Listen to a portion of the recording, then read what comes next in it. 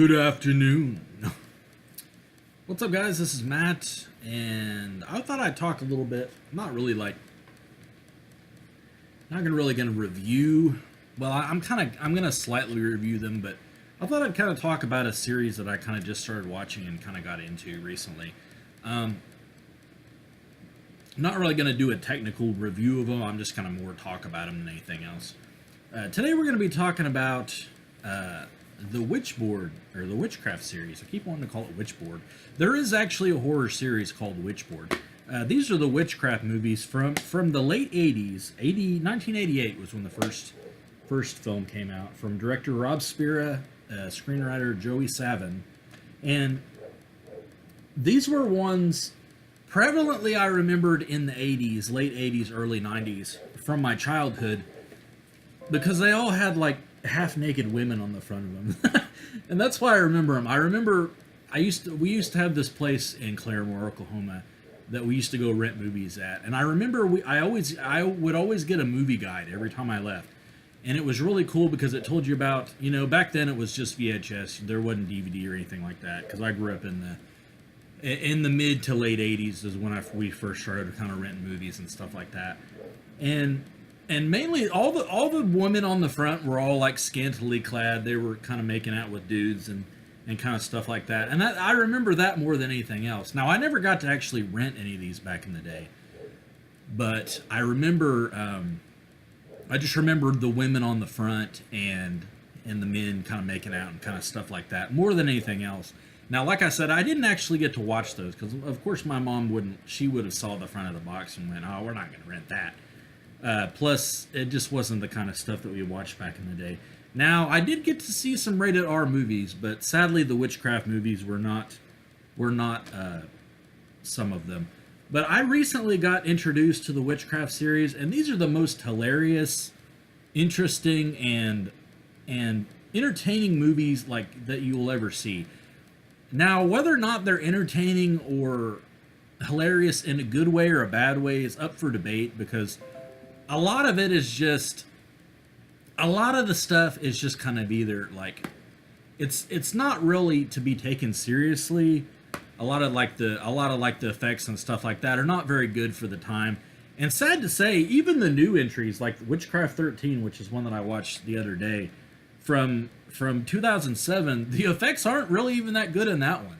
I'd like to say that the special effects and makeup and stuff have gotten better over the years, through 16 entries of the series, but sad to say, I don't think they've gotten any better. Unless just part 16 is really awesome.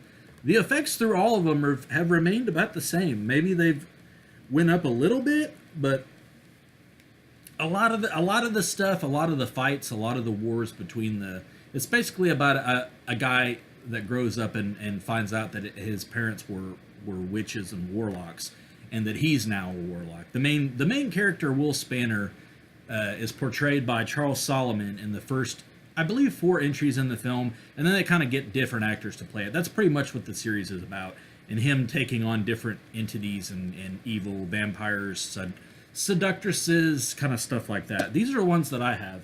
I have Witchcraft 1, Witchcraft 2, this one down here, which is kind of a little bit out of the way, but not much.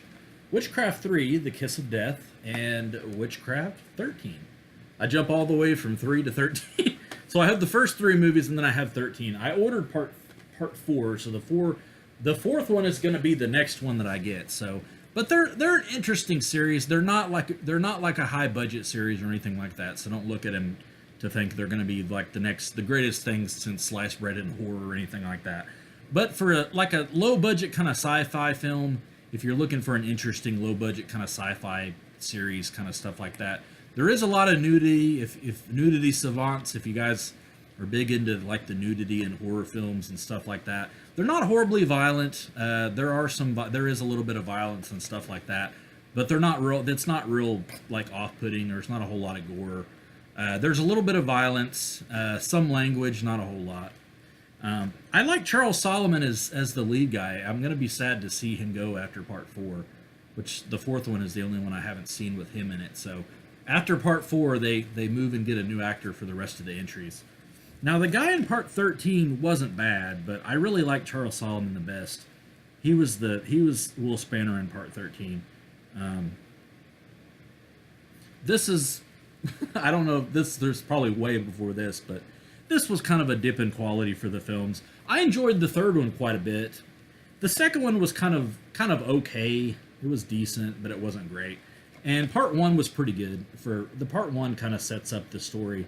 And Will is actually a baby in the first one. He's not like a teenager or anything. So he's actually the kid in the first one, which I didn't know. I thought he showed up in the second one. But I guess he was a character in the first one. He just wasn't like grown up or anything like that. So, but part 3 was really good. The Kiss of Death was actually really entertaining for like a low budget kind of horror film.